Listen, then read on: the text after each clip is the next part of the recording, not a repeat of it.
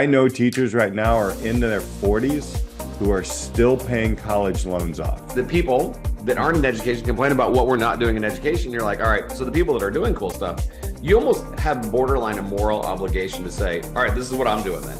Let me ask you a very quick question. Is it easier to get a passport than it is to substitute teach? Yep, like be lazy. Well, if I'm training people to be teachers, be lazy. Yeah, shut up and let them do it. There's two emotions that I straddle, right? Is hope and worry. So I'm worried to death about kids, but I'm super hopeful about the future. Education wants the instant gratification. They want the weeds. They don't want the trees. CTE is coming gangbusters for the traditional, practitioners who don't want to even entertain moving things around for the sake of efficacy. Do we need as much time as we need to do school? I mean, if you're asking a 14-year-old, they're going to tell you a weekend will be fine. But no, I want to challenge kids. If you're about to listen to this podcast, buckle up. You're listening to the Disrupt Education Podcast. Here are your hosts, Peter Hostrauser and Alli Dolls. Welcome back to the Disrupt Education Podcast. Yes, we are on part 2. And yes, actually, this is a different one because it's a different week that we are actually recording, right, Alli? Because usually we all come on and we have the same things on and everything like that. We have Simon and Jeff with us. If you missed last week's podcast, you're going to want to start there. Trust me on this one. Just a plethora of information. We are jumping into the second one here. Go back and listen to the first one if you haven't. Alli, where did we end off? And I know you have a lot of questions for these guys. We'll start with you.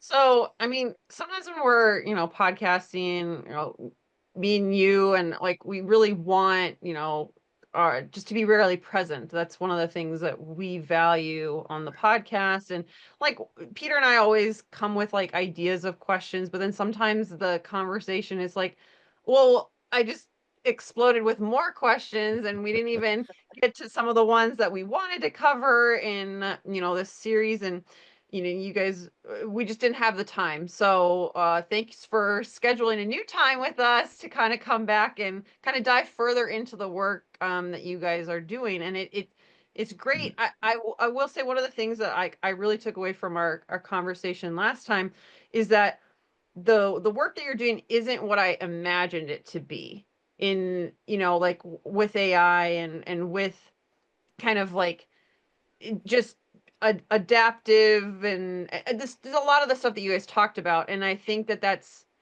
good for people to kind of hear and see how can, agile learning look and how can, because I think there's a lot of misconceptions around it.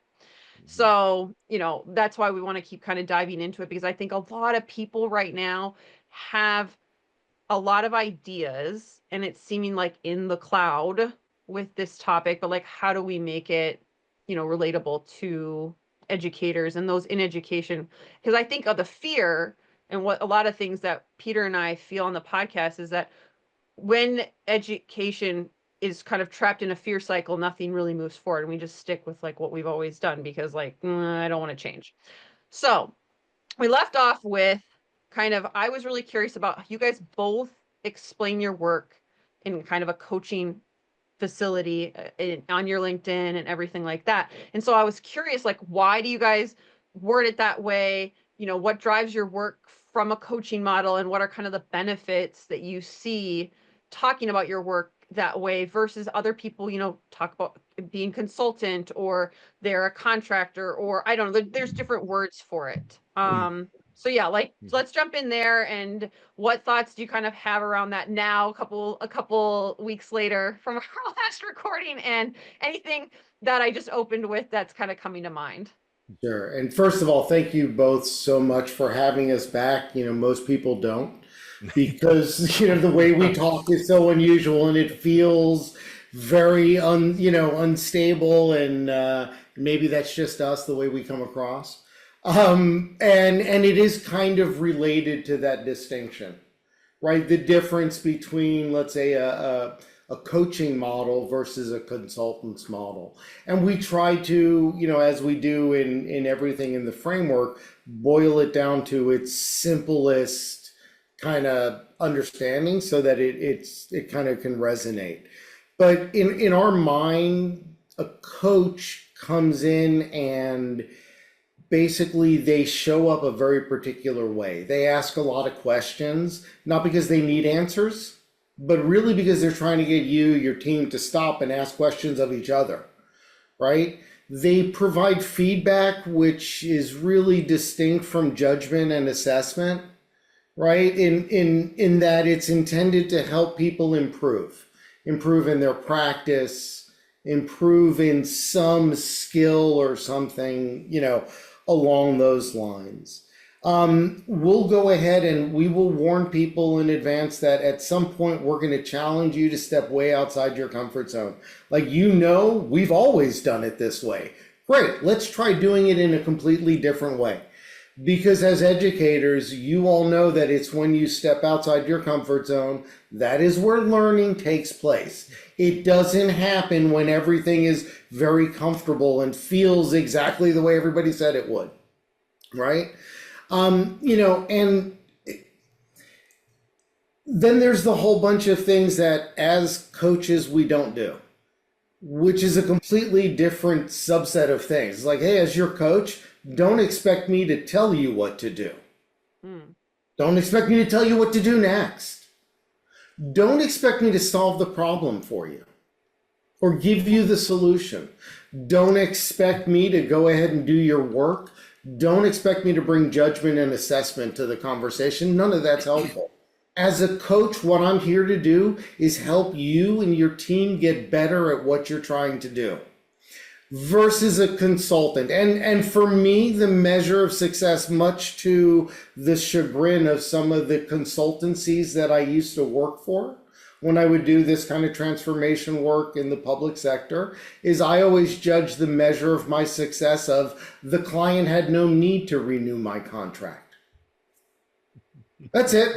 They got what they needed, and now Jeff is ready to go move on and help somebody else. Because the coach identified some area that can help them improve, help them figure out how to improve. They now own that, and their lives are improved, and they go on without the coach.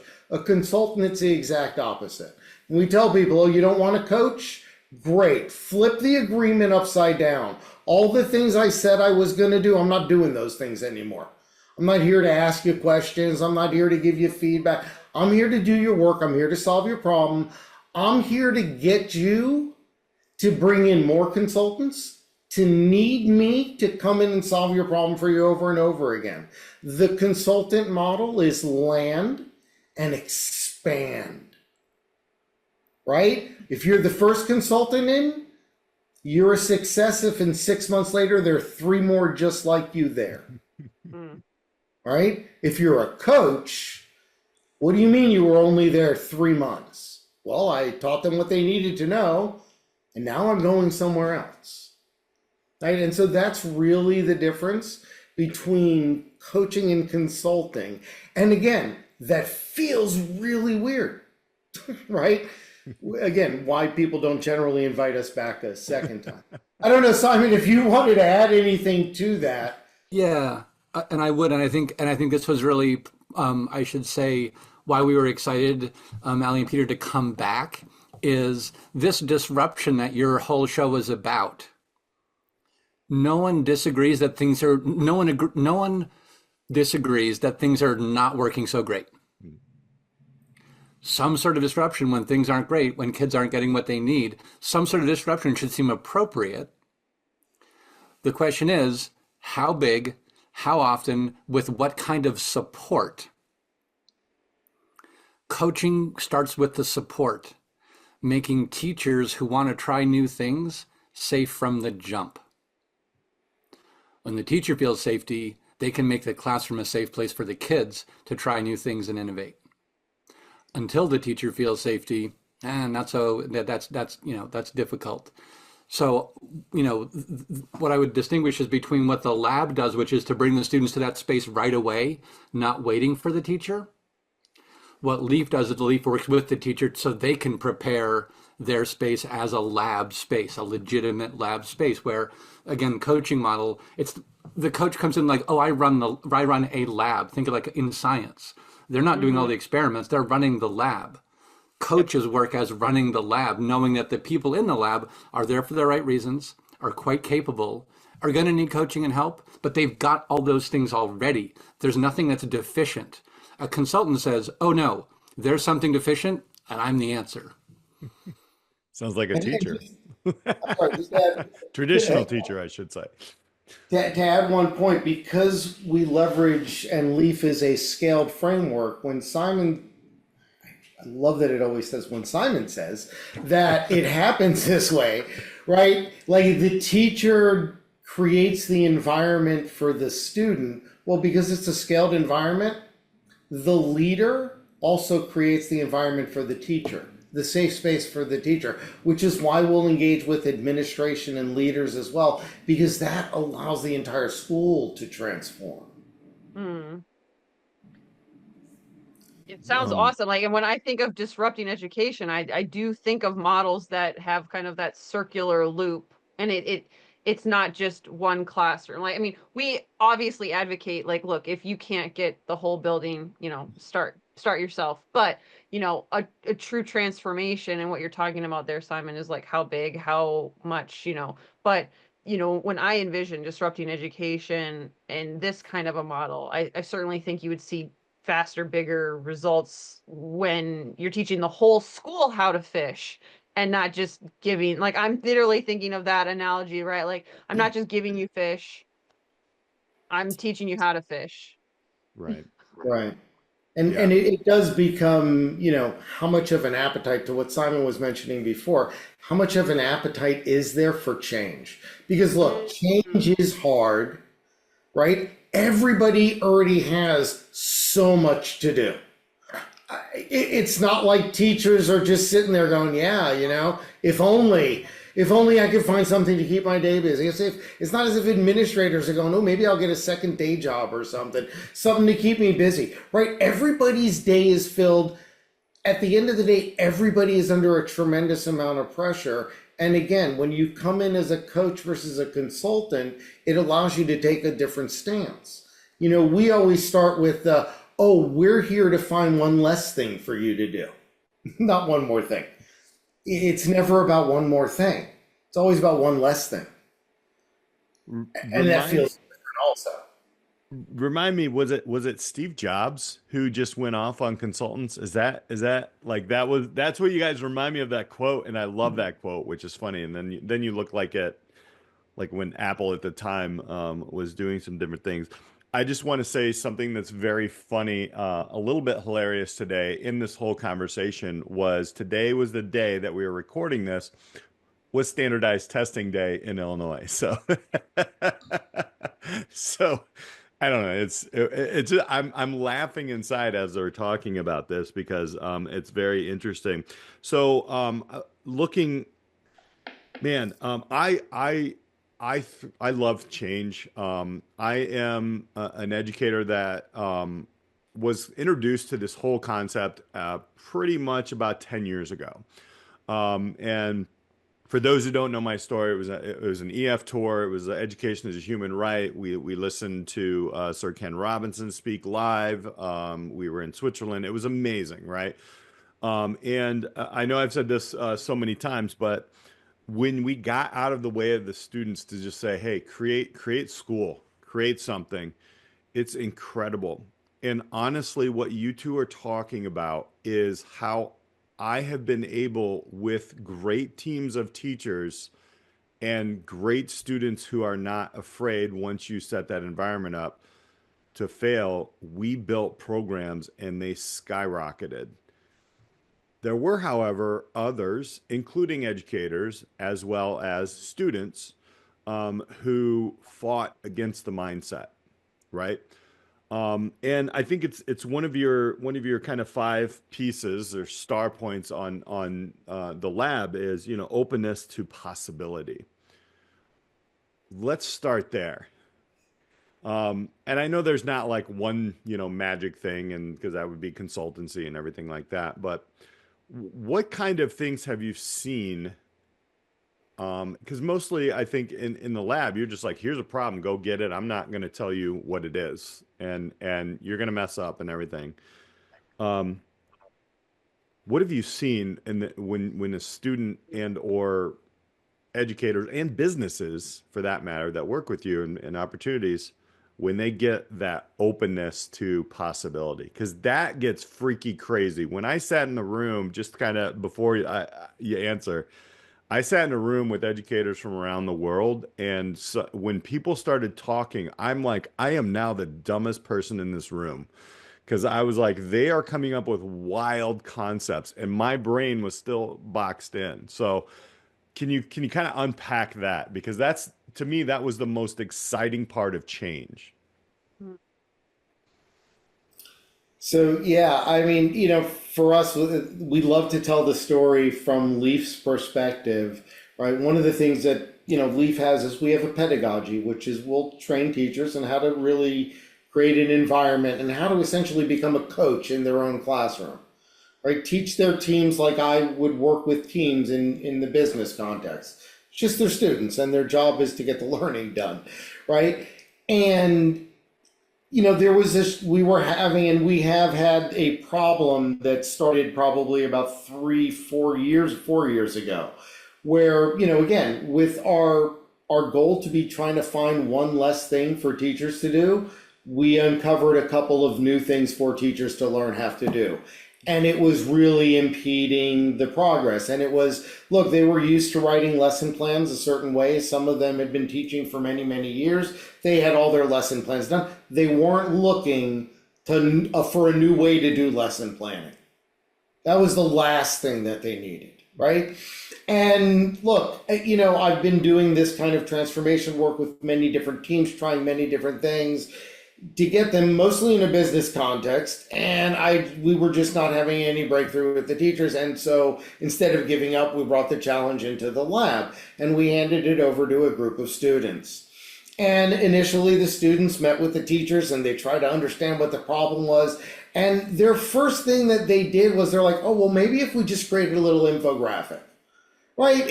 And so what they went and did is they went and understood the pedagogy. Now, because they worked in the lab in a very similar fashion, all the terminology and the patterning and the way the work is broken up and flows, they were familiar with all of that. And they were like, oh, so we're just applying it to a new type of work of learning.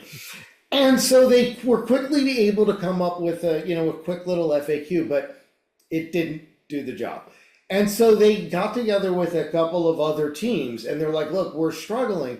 And so one team was like, oh, we're trying to learn how to train generative chat AIs. Maybe we could do something.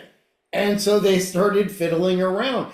And what they essentially did is they trained within OpenAI a custom GTP in the learning flow framework.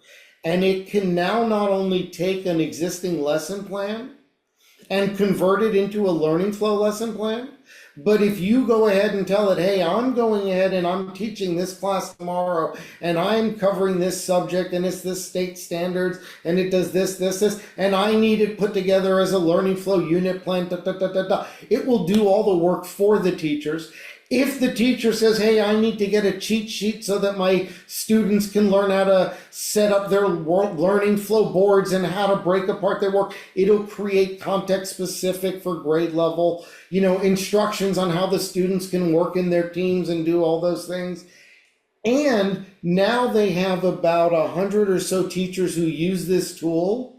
And they're reporting back to us that they're saving anywhere between 5 to maybe 10 or 15 hours on doing unit planning, lesson planning, right? All these things. And the students went on from there because we use a shared workspace tool to train in learning flow, because it simply mirrors all the board and patterning that teachers can literally recreate on their walls if they want to for a more tactile experience for their students. they went ahead and they actually integrated the AI directly into the tool so that the teachers could just do it in one place. They can type in, and they, at the press of a button, it loads all the cards right onto the board. It's the craziest thing. And again, nobody told them what the solution, how to do it, what to go. We said, just be open to possibility. And they kept uncovering, right? Teachers had a fear of using AI. Yep. Okay, we'll make it easy for you. We'll do this. What if? And they just kept working. And they actually brought that ethos, that way of working, to the teachers. I mean, unbeknownst to the teachers, and it wasn't our intention, but because they as students were so open to, well, what if? Yeah. Right? What if we tried this? Right? All of a sudden the teachers became like, yeah, what if we tried that? So, you know, it kind of does loop around, Alli, to like the question or the point you had made before about, God, it would be great to do a whole school transformation. Yeah. And it would be.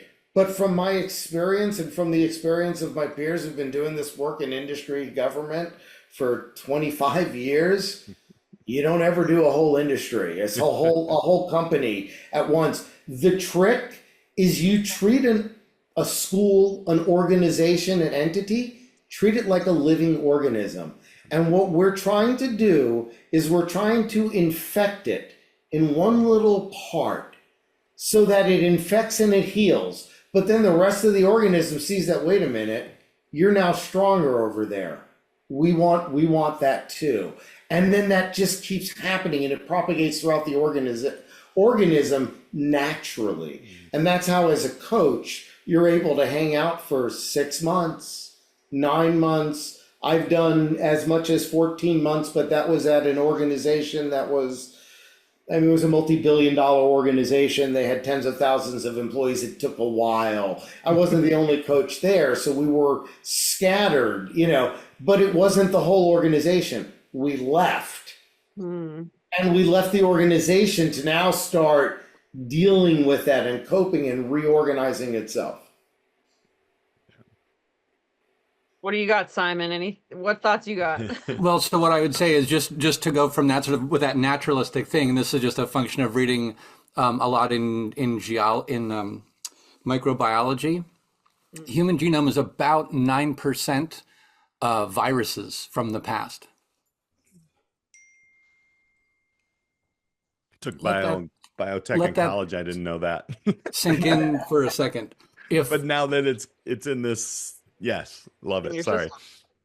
So what that means is at some point way back in the past, there was some sort of possibility spotted between these two things. They got together and it was good enough to stay in our genes. So much unknown. Possibility comes from making unknown, and I'm sorry, my thing. All good. What the lab does is it lets small amounts of not knowing be totally safe. Huge amounts of knowing have to be broken down into smaller amounts of not knowing. So it's not like not knowing is awesome. We're just, we don't know anything. That's not it. It's we don't know specifically, do we want to try A or B approach on this thing that we've been thinking about and talking about. So it's not anarchic. These learning spaces are fundamentally structured. So they're not anarchic. And most of the sort of disrupt stuff is like Molotov cocktail throwers burn down the buildings. That's not going to make any kid better. Thank you. Right? Bring real, legit, hard things to do in bites that are appropriate for the age of the people in the room. Not magic, but it does take practice, and it takes this mindset inversion to say, okay, these standards are legitimate. Yes, we have to work with them. Let's not let the imagination of the teacher be the bottleneck to the entirety of what's possible here. Yeah. I love that. That honestly, Alli, that's kind of like when I started the Disrupt Education podcast, immediately everybody goes into that big amount of not knowing, blowing up everything. And it was very interesting because I felt that. And I'm sure as coaches, you guys feel that as well. I love that smaller amounts of not knowing, and I'm not throwing the baby out with the bathwater or anything like that, but everybody right away was like, you can't do that. And it was like, even the smaller amount of not knowing, you almost know that it felt like in the system. I think one of the things that we go up against, and I'm talking about we as innovative people and people are trying new things. It feels like once you start chipping away at one small challenge, that everybody thinks the house of cards is going to fall, and that you just are disrupting everything. And I felt that. I felt that. So thank you for saying that. So I just wanted to throw that out. Allie, I know you got a ton more questions. I got to get out of your way. No, I like the natural, like just kind of how the conversation is evolving. Mhm. But something I've been thinking about since our last conversation, and then we often do talk to Jason Van Ness, whose episodes will come out before this, but he recently just did a talk on AI tools in specific to work-based learning, and yours is, not specific to work-based learning, but one of the things I'm kind of thinking about, and then being in the classroom is thinking about AI as a divider versus a unifier, and I'm just curious on like how you guys see that, because when I'm in the classroom and like even just today subbing and it was different levels of chemistry, seeing how even students approach technology, and some are using it just to do the learning for them, and then others are using it to kind of coach them. And the approaches even in education, like what Jason was modeling, is he was talking about how to use AI to basically create lesson plans, or to get out of the way with certain aspects of work-based learning, so that you're not burdening your partners with too many asks, like decipher like what makes sense to do in class or with AI versus in person, etc. And but seeing students at the high school level and their approaches to technology kind of bifurcating a bit has me wondering what, how will it be a divider or a unifier? And I mean, I don't know, like, right, this is predictive at this point, but I'm just curious, like, how do you guys see AI? There is a lot of fear around it still. We're on the cusp. I mean, I've read the statistic just this past week about how 80 to 90% of the AI tools that we know now will be considered spam in 2 years from now. And I was like, that is a crazy stat. And I mean, who knows? But to think like that is potentially the exponential growth that we're on with this. And I'm just thinking, okay, with the work you guys do, and you're trying to do change and you're trying to do agile learning, there's gotta be feelings there.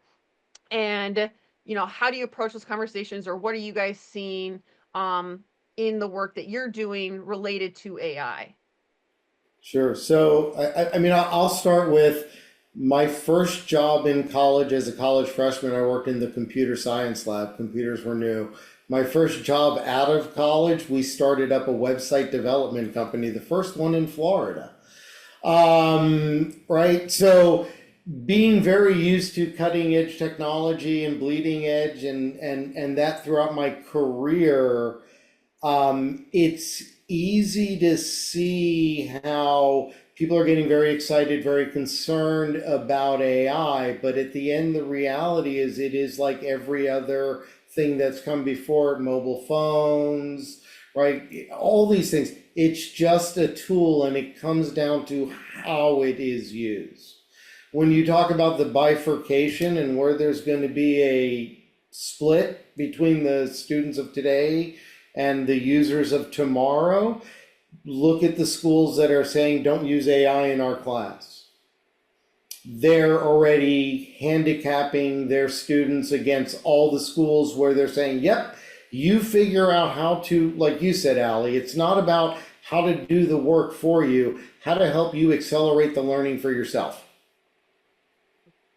And that relies on a teacher in that environment to interact with it proactively, instead of the usual fear response, which is to say, don't do it, push it to the margin, ignore, and ostrich it, so we can have this ongoing fiction that doesn't leave anyone better off. I heard the school I was subbing at today said they used AI to create the master schedule for teachers this past year for the first time. And I was like, do you know how long creating a schedule for a school of 2,000 kids creates? And you could plug it into AI. And now obviously like it's creating, the blueprint, and then they obviously have to go and edit it. But I was like, whoa, what are the possibilities? Because potentially, right? Like if you have an AI model and you're like, okay, create the wildest different schedule possible, but you're open to it. There has to, like, I was like, there has to be ways to integrate AI that could really, really disrupt education and remove administrative burden. But the same thing for teachers, which is what you're talking about, and I'm sure leadership. So that got me just really thinking about like the possibilities, because I remember my master schedules in both my schools. This was like months of work to create a schedule for the school year, and AI can do it at the push of a button. This idea of being openness to like change, I wouldn't have thought of that. I don't know who did, but like that to me is exciting with AI. But then like the schools that are like, no, that's what I'm kind of like, where is that going to push educate? I don't know. It's all predictive at this point, but I see a divide happening, because we're gonna hold even more steady with we're always done. So your point of like, what is the appetite for change? So where do you guys see in the work that you do, like the kind of the look fors for like, what's a school that is ready for change, or what's, what are some of those things that because right, you're choosing who you work with just as much as they're choosing to work with you. So like, what are you guys looking for in the work that you're doing? So somebody who's like, okay, yes, I do think like this, or I do like, talk us through like, what are some of the things you're looking for in order to bring somebody into your lab and do the work that you're doing? Sure. So I think one of the things, or some of the first things that we really concentrate on when it comes to bringing work into the lab, for example, is an understanding with the organizations of who they're bringing the work to and the environment that the lab is set up to be. It is set up to be an experience-based learning environment where students are going to get practical, real-world, hands-on experience solving real-world business problems while they learn agile ways of working. That's what it is, right? And when they leave the lab, they leave with professional certifications. They leave with, I worked on this project or on these 4 projects for these 4 companies or whatever, depending on how long they're in the lab. We have students who are going to graduate 4-year college having been 4 years in the lab. They're going to leave with leadership experience and certification because they've helped other teams, right? So they have to understand that in the lab, what you're getting is students who are working on your problem. So don't bring problems that, and I need it solved by next Tuesday. Well, if you need it solved by next Tuesday, you might want to speak to a coach from Leaf who can talk you through how to prioritize work so that you don't find yourself, on Thursday going, I need it by next Tuesday and I haven't started it yet, right? So there is a certain quality of customer who must understand that, look, what you're bringing in something that it's got to be important to you, but it can't be so important to you that you are committing resources to it right now. It's important to you, but not the most important thing to you. We know this because you haven't committed any time to it yet, but you want to get it done. Right? We're also looking for the kind of, organizations, if they're small or mid-sized organizations where they know they're strapped for capacity.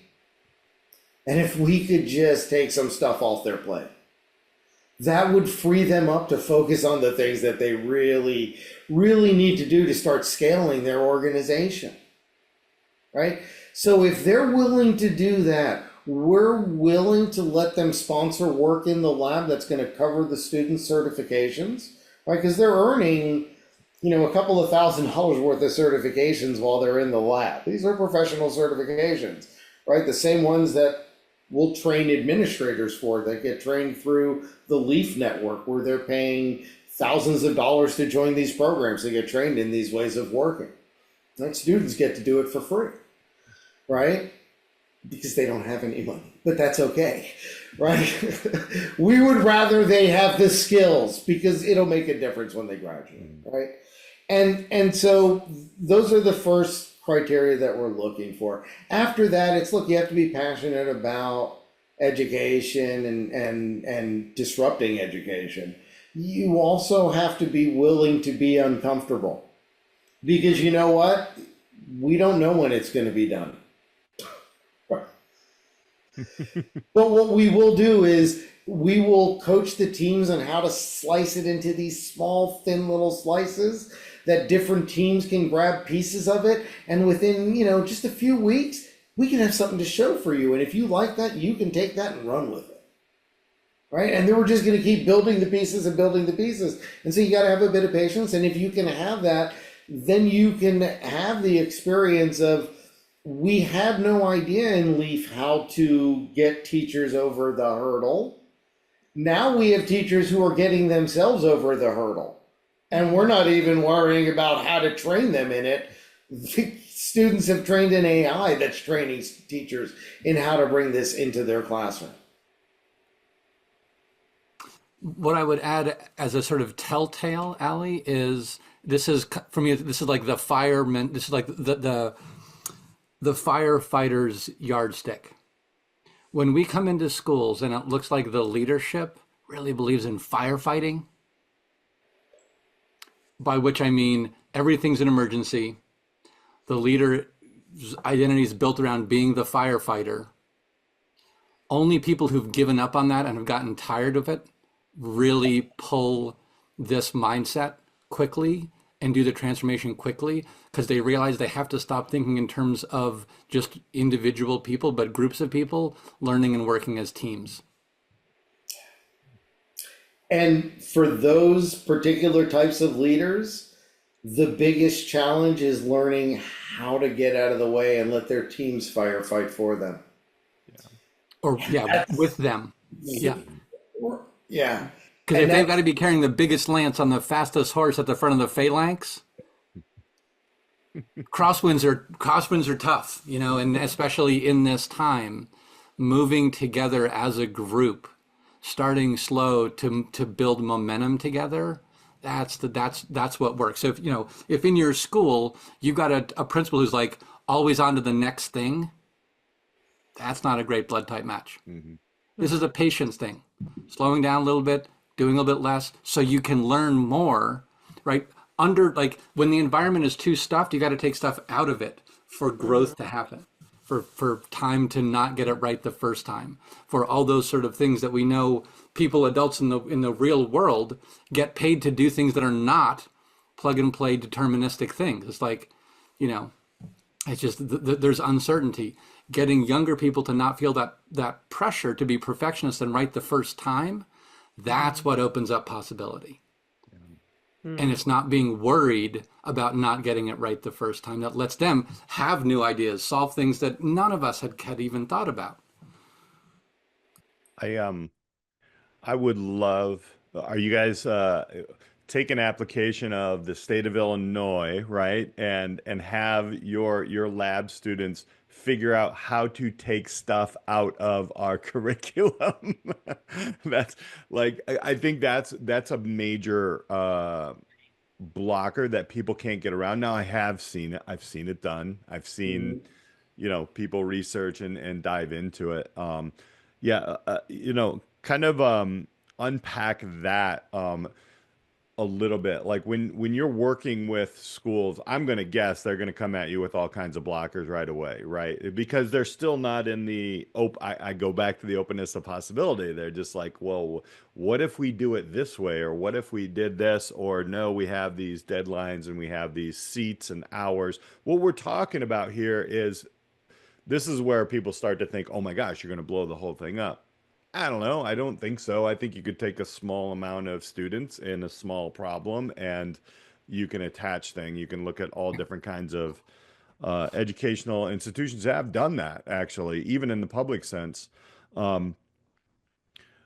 Why? So I guess my question is in there, and that was just an ask. So go ahead and write that up. But So I've seen Jeff do the unstuffing with a bunch of school superintendents in a district. It looked for a short while like a conga line. And with that teaser, I'll leave it up to Jeff to describe what was actually going on. But it was a non-standard approach. Yeah. Right. So, and it's funny because your question, Peter, it actually takes us back to the beginning of the conversation. What's the difference between a coach and a consultant? Nobody wants a coach. Yeah. Everybody wants the consultant to come in, tell them what to do, give them the solution, do the work. Nobody wants the coach who's going to say, well, what do you think? Well, what did I bring you in for? Right? It's like, oh, and so to Simon's story, he's alluding to a workshop that I was asked to run in what was it? Massachusetts. Western Massachusetts. Western Massachusetts, one of the counties. They were having a leadership retreat and they needed something. The district was in severe trouble, so much so that the state's education department was there attending to make sure they were doing all the right things because they were in severe trouble, right? Wow. And so one of the things we did is we reorganized, we reshuffled, we had a much different conversation about the things that the schools actually thought, the leaders of the schools thought, were the priorities for the schools and what they should be focusing on. And we actually invited the state representatives to participate. Hey, you're here. We value everybody's opinion. We'll get better answers this way. And we're all here for the students of Western Massachusetts anyhow. So let's get off our butts, right? And so we ended up and we did a couple of exercises and it was all very tactile, writing, putting things on walls. That's how I work. But then we had to prioritize the work. So look, one of the things that our mindset will tell you is, hey, you want to get things done, work on smaller things. They get done faster. So keep breaking your work into smaller pieces and work on fewer things. Like if you're not working on 3 things and you're working on one thing, that one thing's going to get done. Versus 3 things that are ongoing. Right? And so we had to work out prioritization. And so we did conga line, which is how I get people up to everybody give your opinion on where it should be. And all it does is it works like this. We take all the things that we're working on. It's a stack of things. First person goes up, takes 2 cards. There's a line on the wall. They put cards, right? To the left side is higher priority. To the right side, lower priority. Every card goes on the line. They put 2 cards on. Next person comes up, they have a choice. They can switch the priority. That's their move. Or they can pick a new card, put it somewhere on the line. Okay, and that's it. And you do that. Everybody goes through. One person goes, and we stand in a conga line, and we go. No music, right? Until all the cards are gone. I feel there should be music. Just saying. It should be, but it gets distracting. It's the conversations and the laughing get distracting enough, right? But what you get is you get a list of priorities going across from highest to lowest priority. Everybody, at some point, all the cards are on, and all you have are people who are moving cards around. No, I think this is more important. And this goes on until one person finally gets up at the board and says, you know what? This is good enough. And then that becomes the priority. When we were done, everybody in the room, including the representatives from the state, had moved the state reporting to the end of the line. Right. Right? So that's like that, and that's so valuable and can be done 1 billion times over on behalf of the students and the adults in those buildings. However, it takes a little bit of courage to not work in the usual way. Mm-hmm. Yeah. Mm-hmm. Yep. Now, needless to say, like most people, we didn't get invited back again. It worked. But that's okay because they had a good takeaway. They didn't need the coach anymore. Mm-hmm. They had their priorities. So now they had to go They tackle the did. problems. Mm-hmm. And they Precisely. were in alignment with the state, and the state was cool with, yeah, you know what? If you can't get us those reports, it's more important that you focus on those things. Wow. Yeah. That's where, I mean, we do have this, ongoing conversation, it's like grassroots, or top down kind of better. And really ultimately it's like the best work is when it's both, and right, like you have this appetite for change. I really like that phrase, and people want to do things differently. They're open to the possibility of that. And then we also have policies in place that allow that to happen at the local, state, federal level. And so, for people listening to this, like, I think that's really important is, getting the decision makers and the community on board is a really powerful step to then, like, go. If you're all in alignment, and we've heard this many times on the podcast, like, if we don't know why we're at school, and the kids don't know why they're at school, the teachers don't know why they're at school, the leaders really don't know why they're at school, then there's not a lot of buy-in. And I think Dr. TJ Vari, he was the most recent guest that kind of said it. He's like, we have to know why we're here. And he took his business model of turning commercial restaurants Mm-hmm. around, and he had to flip a school around in a year. And he used that business approach. So like your industry background, certainly, like, it's like we can do it. We can do it expediently, and we don't need new consultants every year to do it. So I have a kind of a different question from something you posted, Simon, and it was about your adaptive leadership training. And you had a little post on LinkedIn, and you're like, "This training changed my life." And Sure. I was like, I mean, it was a little blip. So I was like, I really want the anecdotal version of Hmm. this, and, Sure. like, what you would share. Because whenever somebody's posting, like, this changed my life and, like, this was really transformational, it's like, I want to know why. Sure. So, yeah, And like, how does that relate and why did it change stuff yeah, for and you? really it was just the shift out of firefighter mode. As a teacher from my first year in 1996, Hmm. what I saw were leaders and people being held up who were the best firefighters. So I studied at the School of Firefighting. I got to Okay. be a department chair and an academic director, and I ran a school on firefighting, and that was a big mistake. Interesting. And once I started working in the Leaf network and really understood the foundations of it and how to apply them, that was the change. It was me in sort of lone hero mode, just being like, this is stupid. I'm tired.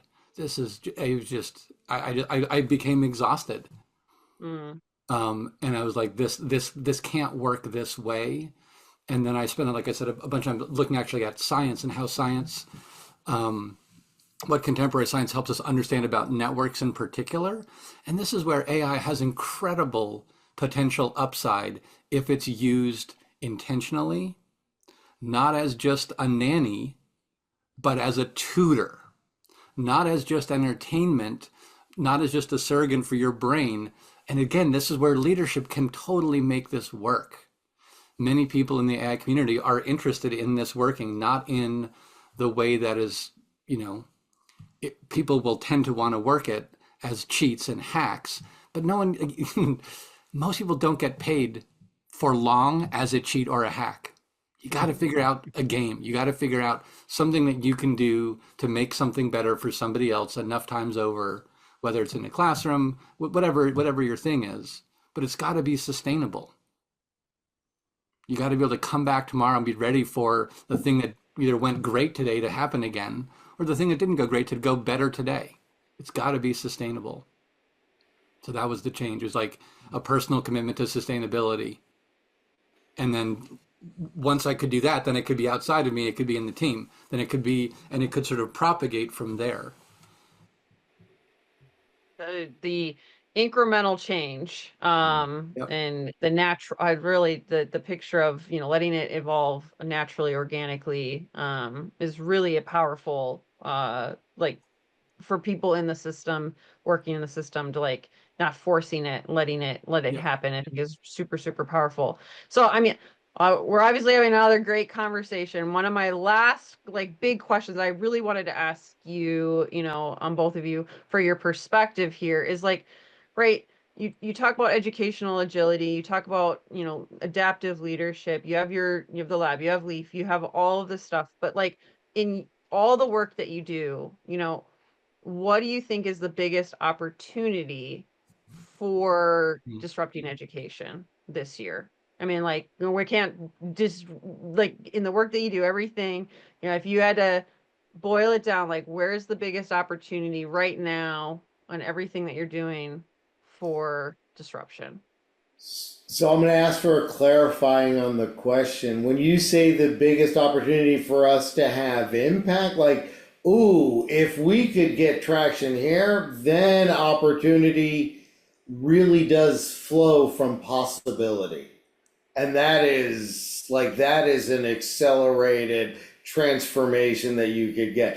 If it's like, no, realistically though, what could you actually get done? I would probably answer that in a completely different way. We want to be open to possibility here, Alli. Exactly. I mean, yeah, Sure. if you want to take the super practical versus, in the cloud version, Sure. I'm fine I with like to hear either. them both, I honestly. will, so I'll give you the open to possibility. That's it's for me. That's the mantra that kind of leads my life. Right? Is it really is through Leaf. At the end of the day, right? The lab is simply what they've done is they've taken the Leaf framework methodologies and practices, and because those certifications are only earned through experience-based learning, they've simply imagined a set of programs that offer those experience-based learning opportunities, but only to students, right? That's it. So even if educators wanted to get in the lab, they can't, right? So for students, we kind of have that, and that will, of its own accord, that will evolve. Right, we've already had, today was a great day. We got to interview students who were referred by their friends, which was awesome. And they're like, is that okay? And at the end, we're like, tell your friends about it. Right? So when I speak to openness to possibility, Leaf offers, in my opinion, the greatest opportunity, potential to truly disrupt education. Because it is designed as, a framework that can fit any educational institution, can find itself in it without having to change, right?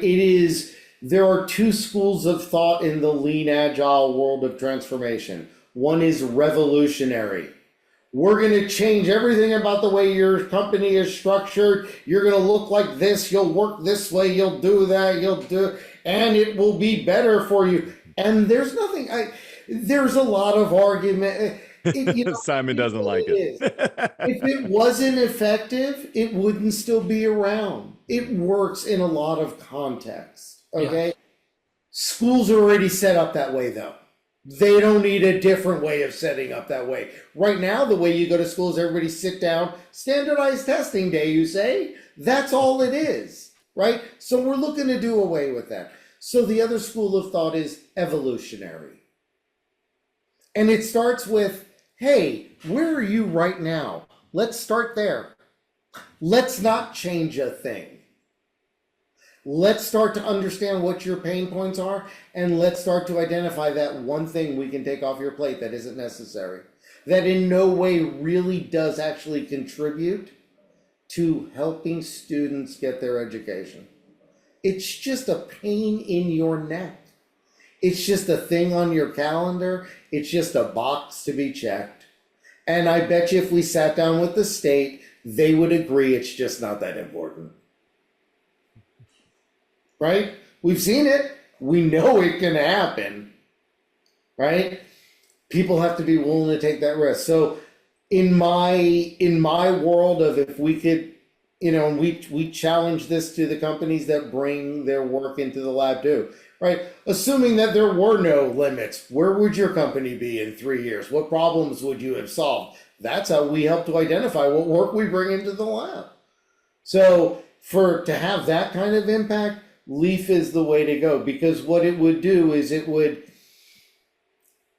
kind of in Denver, it would sprout out a bunch of different labs that would be, while the lab offers students an opportunity to get real world experience, our lab only offers you the opportunity to learn coding and this way of working, or accounting and this way of working, or mechanics and this way of working, or this and that way of working, or like LIU, we partner with Long Island University, and so now we're with their School of Business, and we're going to expand into their School of Computer Science and the different schools that they have. And so you'll be able to go to any of the schools within LIU and get exposed to this way of learning and working. So that's, for me, possibility. And I would say in 2025, there are kind of there are several vectors, and there's the bottom-up vector, and that's really important. And then there's the top-down vector. The bottom-up vector is just students everywhere who most students have ambition. I very rarely meet someone who has none. They may not show it to people who are older than them, but they've definitely got it. So to me, I'm incredibly encouraged by just hanging out with young people.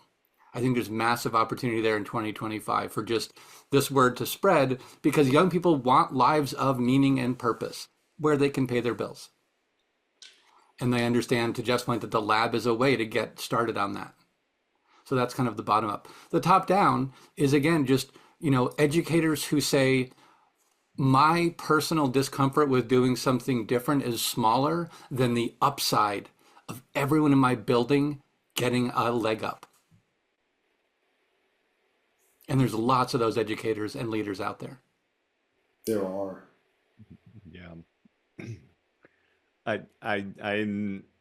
I'm so enjoying this conversation. I have so many notes. I have thank you. We're not done yet. We still got a little bit. Part 3. Let's go. Yeah. Because we're going to go on to a next slice, I'm sure, sometime. We'll spin off a whole new podcast if needed. Yeah, and it is I have lived this as a secondary educator for so long, and once you get into that mindset, and I love, even if people go to the website, which we'll give out in the notes and everything, obviously, but do you need to know the agile? No. You put it right on there. No. And I love that, because that is the open up to possibility right there, because once you get into this world of just getting out of the way of the students, talking, listening, hearing, asking, what would you do? I have a quote literally on my screen underneath, because it's a great question that I always ask students. If you were in my role, what would you focus on? Yeah. It literally, I don't want to unstick it because it's a sticky note. I don't know if it will, but it's right below the screen here. Yeah. And I've changed my way of thinking there. So my last question before we kind of get into, where can people connect with you, and we'll, get all that information, is, do you see, you have a lot of connections with the collegiate student, post-secondary. Do you see this? Obviously your coaching models are going into schools, but do you see a Leaf Lab or something like it expand into younger ages? There's already high school students pulling Okay. themselves into the lab. Yeah. Yeah. Can you kind of unpack that for us? Like, is it so let's just say I'm a kid who is like, wow, I want to get started on this because I know a lot of them. Like, what would they do to jump into at least learning about the lab and possibly Sure. working on projects? Just send them over to leaflab.org, l-eaflab.org. There's a For Students tab. Click that. It'll drop down. Look for the Early Talent Incubator. Drop your name in and, set up an interview to get into the lab. Yeah. Our barrier to entry is the speed at which students are willing to pull themselves in. So, we had a conversation. I don't know who it was. I've spoken to a couple of people today, but I was actually speaking to someone. I was walking them through what does our onboarding process to the lab look like. Yeah. As I was walking them through it, I said, so the students have to set up an appointment here. They have to do some stuff here. They have to set up a follow-up appointment here. And then they have to do one last thing here. And they're like, well, how do you know the right students got into the lab? And I'm like, it's simple, because they set up an appointment here. They did this, they did this. They just did all the steps that got them into the lab. And by virtue of that, they already demonstrated to us that they're motivated. Right, which is exactly the way that they're going to prove to us at the end of the day in the lab that they've earned their workflow certification, that they've earned their nested workflow certification, and if they go on to participate in any of the other programs, that they've earned those certifications, because they're going to do the work and show us that they do the work. I noticed that. I noticed that on the website. I was like, man, this is not a 2-click thing. The first thing right away, as I started thinking about it, was like, oh, they have to contact you and then set up. And that in itself will definitely reveal who should be working. That's amazing. That's amazing. And so they learned the value and the culture of the organization simply by interacting it. They don't need me and Jeff to explain these things. They just experience them and we get to work. Yeah, and at the end of the day, all we've done is we've designed for the students a flow system to go through. And we have built within that flow system enabling and disabling constraints. This, by the way, is all companies do as they build processes, schools do for enrollment. Everything is just a system of systems. We teach this to students, and we teach it through them saying, oh, here's the system you went through. Those same students, by the way, we now have about a dozen of them who are looking to automate that process for students who are going to go through it next year. Yeah. Wonderful. That's cool. And open to possibility. They're like, wouldn't this be better? Yes, it probably would. Go ahead and show us what you got. Yep. The iterative circle of it. I love it. That's Well, what I love. and it's treating the time of everyone in the lab equally. Jeff and I, we're not special. Our time is not more valuable than anyone else's time. And that's how teams work. Yeah, which is a core, collaborative, I'm adaptable, collaborative, transparency, integrity, openness to possibility. I want to take a moment and thank you guys for hanging with us on 2 episodes. I have a feeling that we'll be in talks for some different ways that we'll be in contact and who knows, spinoffs and all different kinds of things. This is Simon. This is your 3rd time, I guess, being on as well. And this work, I'm excited about it. I'm hopeful. I do want to make this a big, huge change right away. And that's when I know I'm very passionate about it. I know it can't work that way. Alli knows I get like these big ideas in my head and then all of a sudden they fade away. But what you are doing, Jeff and Simon at the Leaf Lab is amazing. I'm going to encourage everybody to take a look at the website. Um, the video alone that you have is a 1 minute video, and you just hear the students speak. You can even shut your eyes and you can start to imagine what things they're working on. And it really is inspiring, because I think one of the things that Allie and I hit on all the time is how bored in certain situations a lot of our younger students are.